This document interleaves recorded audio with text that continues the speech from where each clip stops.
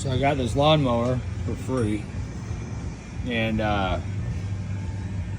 this stuff came out of it. You know, I'd use the starter fluid, and then it would start, blow out white smoke, indication of water or oil.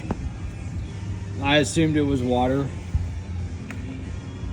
Stuff when I was cleaning out the carburetor. This is what came out, and I went to light it on fire. It's not doing nothing.